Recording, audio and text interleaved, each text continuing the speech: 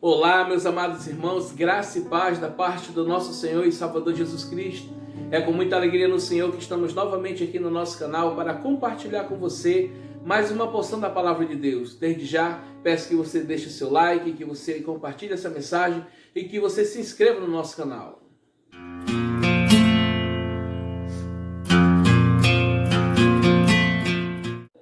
E a mensagem de hoje se encontra no livro de Romanos, capítulo 8, do versículo 18 ao 30. Abra, por favor, a sua Bíblia comigo em Romanos 8, do versículo 18 ao versículo 30. Diz assim a palavra do Senhor: Porque para mim tenho por certo que os sofrimentos do tempo presente não podem ser comparados com a glória a ser revelada a nós. A ardente expectativa da criação aguarda a revelação dos filhos de Deus, pois a criação está sujeita à vaidade, não voluntariamente, mas por causa daquele que a sujeitou, na esperança de que a própria criação será redimida do cativeiro da corrupção para a liberdade da glória dos filhos de Deus. Versículo 22. Porque sabemos que toda a criação a um só tempo geme e suporta angústia até agora. E não somente ela, mas também nós que temos a primícia do Espírito, igualmente gememos em nosso íntimo, aguardando a adoção de filhos, a redenção do nosso corpo. Porque na esperança fomos salvos. Ora, esperança que se vê não é esperança, pois o que alguém vê, como esperar? Mas se esperamos o que não vemos, com paciência o aguardamos. Versículo 26 diz assim: Também o Espírito semelhantemente nos assiste em nossa fraqueza, porque não sabemos orar como convém. Mas o mesmo Espírito intercede por nós, sobremaneira, com gemidos inexprimíveis. E aquele que sonda os corações sabe qual é a mente do Espírito, porque, segundo a vontade de Deus, é que ele intercede pelos santos. Versículo 28, 29 e 30 dizem assim: Sabemos que todas as coisas cooperam para o bem daqueles que amam a Deus, daqueles que são chamados segundo o seu propósito. Porquanto, aos que de antemão conheceu, também o predestinou para serem conforme a imagem do seu Filho, a fim de que ele seja o primogênito entre muitos irmãos. E aos que predestinou, a este também chamou. E aos que chamou, a este também justificou. E aos que justificou, a esse também glorificou. Vamos orar? Pai, muito obrigado, Senhor, por esse momento de compartilhar a Tua Palavra. Que a Sua Palavra, Senhor Deus, entre nos corações de todos que Te ouvem nesse momento e que o Senhor alcance o Teu propósito pela qual o Senhor designou essa mensagem, Deus, para a glória do Teu nome. Amém. Amém, meus amados irmãos. Eu tenho um tema para esta mensagem e o tema de hoje é: Deus te chamou com um propósito. Eu vou repetir, o tema de hoje é: Deus te chamou com um propósito. Nesse versículo que nós lemos, o apóstolo Paulo está tratando do problema extremamente real, que é o sofrimento e a dor que cada um cristão enfrenta na sua vida. Observa que o texto que o apóstolo Paulo está abordando, ele vai tratar sobre esse assunto.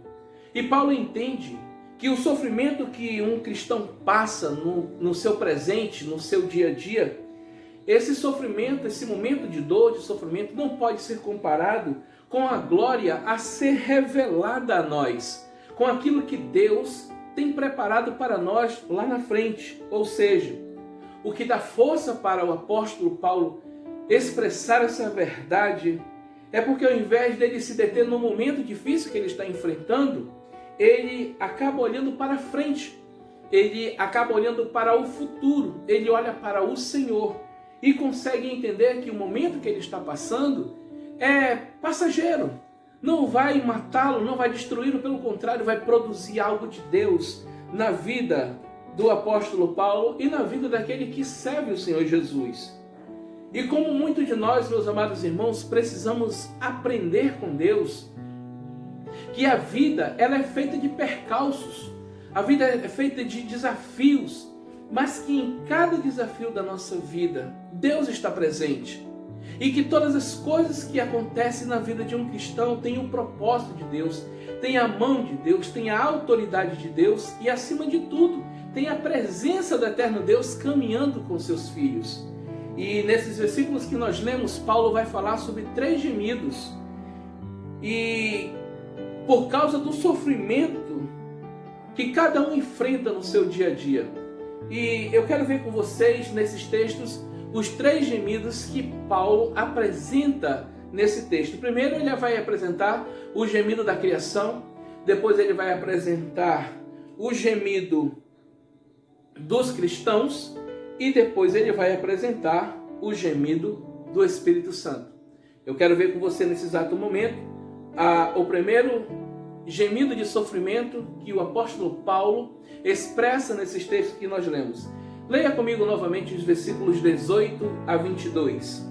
Diz assim a palavra do Senhor. Versículo 18 ao 22. Porque para mim tenho por certo que o sofrimento do tempo presente não pode ser comparados com a glória a ser revelada a nós. A ardente expectativa da criação aguarda a revelação dos filhos de Deus, pois a criação está sujeita à vaidade, não voluntariamente, mas por causa daquele que a sujeitou, na esperança de que a própria criação será redimida do cativeiro da corrupção para a liberdade da glória dos filhos de Deus. Porque sabemos que toda a criação, a um só tempo, geme e suporta angústia até agora.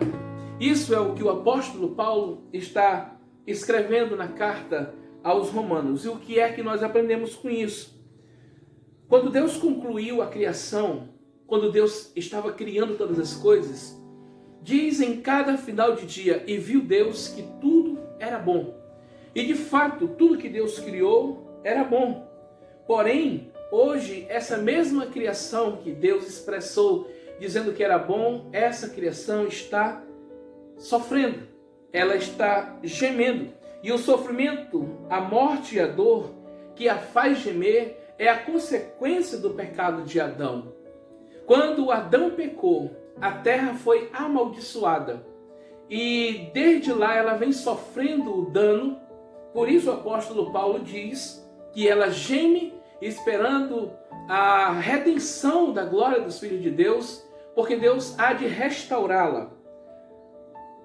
Paulo escreve a situação de que a criação geme nos versículos 20 e 21 desse texto que nós lemos. E ela geme por causa do sofrimento, por causa da vaidade, por causa do cativeiro, por causa da corrupção e da angústia. Por isso ela geme a um só tempo. No entanto, esses sofrimentos não são em vão.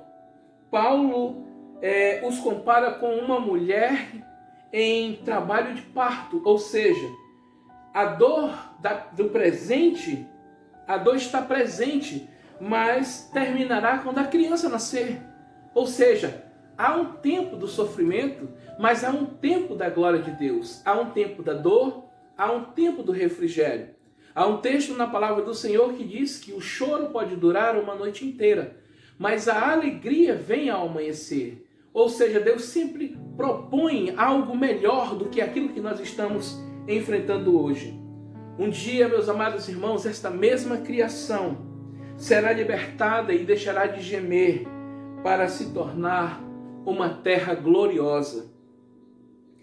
Dessa mesma forma, nós como cristãos, não podemos nos concentrar apenas no sofrimento que nós estamos passando. Você e eu não podemos nos concentrar apenas no momento em que nós estamos vivendo, seja ele de dor, de sofrimento, de angústia, de perturbação. Nós temos que focar os nossos olhos e fixar o nosso coração olhando para Deus, porque nós estamos por certo de que a glória a ser revelada a nós é maior do que aquilo que nós estamos enfrentando. O choro pode durar uma noite inteira, mas Deus proporcionará pela manhã uma alegria indizível no nosso coração, pelo fato de nós crermos que Deus pode nos tirar desse gemido, dessa dor e nos levar ao refrigério da nossa alma logo ao amanhecer. Por quê? Porque Ele nos chamou com um propósito. O segundo gemido que o apóstolo Paulo apresenta nesse texto é o gemido dos cristãos. Olhe comigo novamente na sua Bíblia, os versículos 23 ao 25, que diz assim a palavra do Senhor. 23 ao 25. E não somente ela, mas também nós, que temos a primícia do Espírito, igualmente gememos em nosso íntimo, aguardando a adoção de filhos, a redenção do nosso corpo, porque na esperança fomos salvos. Ora, esperança que se vê não é esperança, pois o que alguém vê, como esperar? Mas se esperamos o que não vemos, com paciência o aguardamos. Paulo então explica aqui nesse trecho, quando ele está falando sobre o gemido do cristão, que o motivo pelo qual gememos é justamente pelo fato de termos as primícias do Espírito, ou seja, o antegozo da glória divina, porque nós entregamos a nossa vida para Jesus, porque Jesus na verdade nos salvou, nos resgatou, confirmou o nosso nome no livro da vida, e nós desfrutamos dessa eternidade ainda aqui na terra. Por isso, Paulo está explicando que esse motivo que nos leva a gemer é simplesmente pelo fato de nós pertencermos à família de Deus, a não concordarmos com esse mundo e a não nos encurvarmos para ele, mas reverenciarmos apenas o nosso Deus. Da mesma forma que Israel provou as primícias da terra de Canaã, quando os espias voltaram trazendo o fruto, também nós, como cristãos, provamos das bênçãos do céu por intermédio do ministério do Espírito Santo. O Espírito Santo traz aquilo que Deus proporcionou para nossas vidas e ele crava no nosso coração, nos dando certeza, convicção e esperança de que Deus vai agir a qualquer momento na nossa vida. Essa palavra, meus irmãos, ela deve despertar em nós o desejo de querer mais o Senhor, o desejo de buscá-lo mais com muito mais intensidade, de criar um relacionamento íntimo com Deus e de servi-lo melhor, mesmo estando passando pelo momento de aflição. Infelizmente, algumas pessoas passam pelo momento de aflição e não conseguem visualizar Deus no meio da sua tempestade. Algumas chegam a pensar que Deus se esqueceu delas, se esquecem da promessa, da maior promessa que Jesus fez. Qual foi a maior promessa que Jesus fez ao ele ser assunto ao céu? Ele disse antes de partir da terra: eis que estarei convosco todos os dias das vossas vidas, até a consumação do século. Mas não é bem verdade que muitas vezes, talvez eu e você, chegamos a pensar em algum momento que estamos sozinhos? Parece que estamos abandonados por Deus, parece que ficamos órfãos de Pai, parece que Deus não está vendo, o céu não está nos ouvindo. Esses pensamentos sempre chegam para mim e para você, porque nós estamos nos detendo no sofrimento que nós estamos vivenciando. Nós estamos nos detendo apenas naquilo que nós estamos vendo. E nós nos esquecemos de que aquele que prometeu que estaria conosco é fiel. Eu quero dizer com essa palavra que Deus está te assistindo no teu sofrimento, que Deus está olhando para você, Ele conhece o teu gemido, Ele sabe a causa da dor. Por isso, você deve regozijar o seu coração e se alegrar no Senhor, porque Ele está te vendo, Ele está te ouvindo e as mãos dele estão estendidas para entrar em ação na sua vida pela fé. Você precisa apenas crer nisso. Quando Paulo diz que nós estamos aguardando a adoção, ele está falando da redenção completa do nosso corpo, meus amados irmãos, quando Jesus Cristo voltar. Quando Jesus Cristo voltar, todo esse sofrimento vai acabar, tudo vai cair por terra e nós nos alegraremos com o Senhor, no Senhor, na presença de Deus eternamente. Louvado seja o nome de Deus. Mas enquanto Jesus não vem, escute bem isso, devemos aguardar com esperança. Ainda que pareça que os dias estão piorando, ainda que pareça que os momentos estão ficando mais críticos, ainda que pareça que tudo fugiu do controle, nós precisamos continuar esperando, porque na esperança nós fomos salvos. Nós precisamos aguardar o Senhor com paciência e esperar o tempo de Deus agir na nossa vida. e esperar o tempo de Deus responder às nossas orações. E essa esperança é a manifestação da glória do nosso grande Deus e Salvador Jesus Cristo. Como cristãos, não podemos viver uma vida frustrada, meus irmãos, por experimentarmos o sofrimento e a dor por algum momento desse mundo, como se isso fosse o nosso fim. Nós estamos sofrendo, nós estamos gemendo, nós estamos passando por um momento terrível. O mundo está enfrentando uma aflição terrível. Pessoas estão sendo atingidas, estão sendo angustiadas, estão amedrontadas. O momento de fato é crítico. Nós não podemos fugir dessa realidade. Mas o que nós não podemos nos esquecer é que o nosso Deus está conosco. É que o Deus de Jacó continua sendo o nosso refúgio. Ele é a nossa fortaleza, Ele é a nossa segurança. E nós temos que esperar em Deus. E esperar com paciência, porque Deus vai agir. Qual é o fundamento que nós temos para falar isso? Para afirmar isso para você? Foi porque Deus te chamou com um propósito. Quando eu digo que Deus te chamou com um propósito e me chamou com um propósito, é que Ele não nos chamou para nos perder no meio do caminho. Ele não nos comprou como uma mercadoria qualquer. Ele nos comprou com o sangue de Cristo Jesus e Ele sabia o que Ele estava fazendo. Ele comprou um povo com o sangue de Cristo da cruz do Calvário para que esse povo fosse exclusivamente dele para as boas obras, para cumprir a sua missão, para fazer a sua vontade. E portanto eu quero dizer para você, você não vai morrer nesse momento. Esse momento vai passar.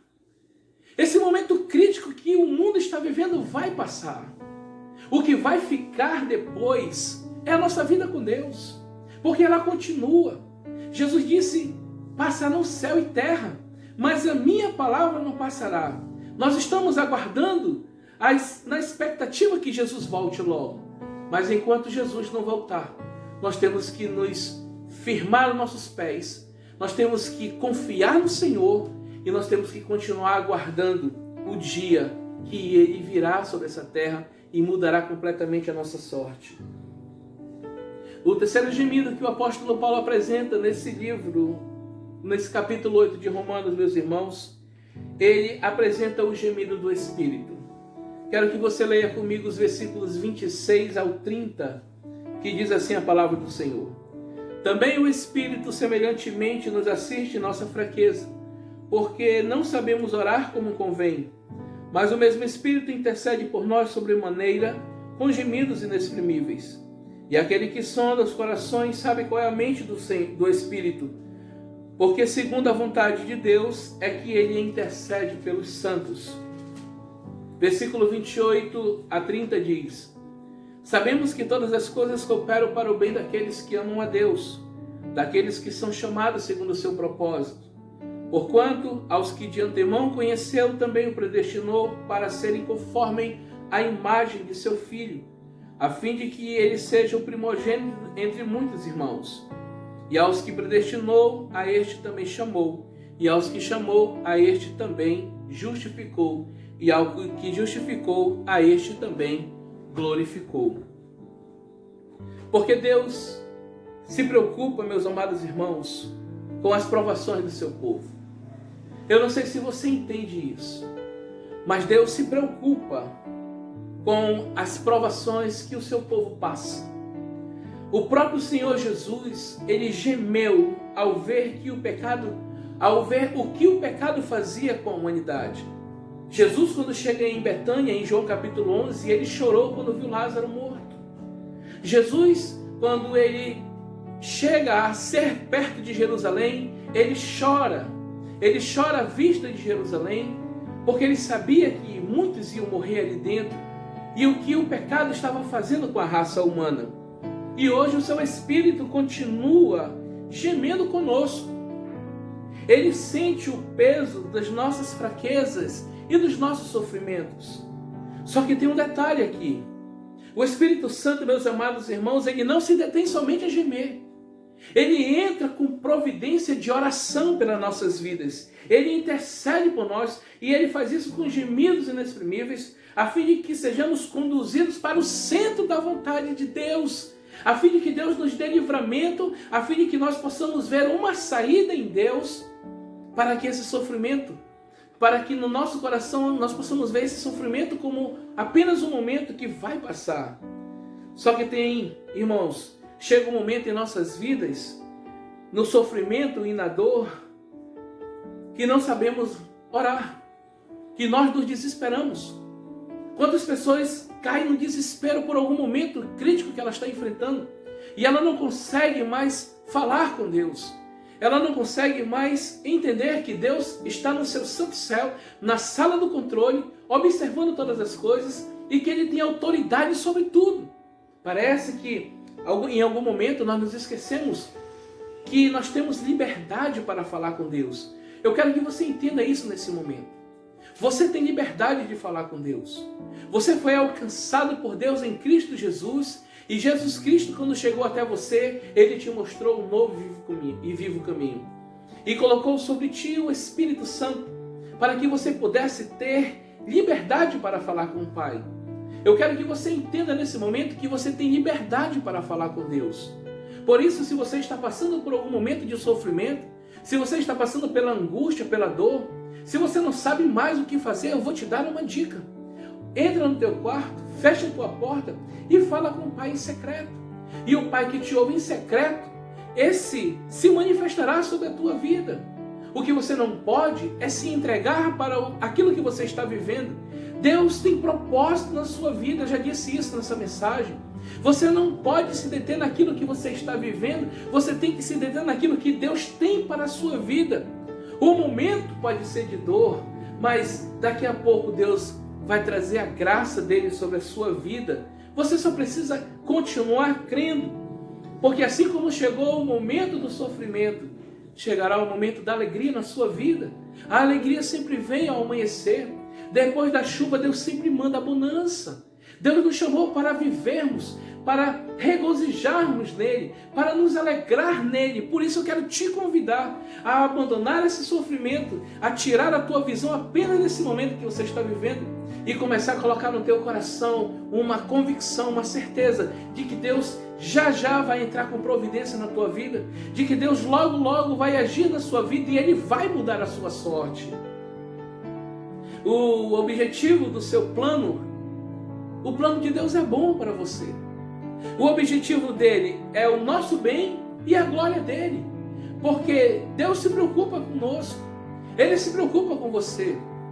Deus, eu não sei se você já percebeu, mas Deus, Ele olha para a sua mesa, olha para a sua despensa, Ele olha para o seu guarda-roupa, Ele olha para a sua vida espiritual, Ele olha para a sua vida financeira, Ele olha para a sua saúde.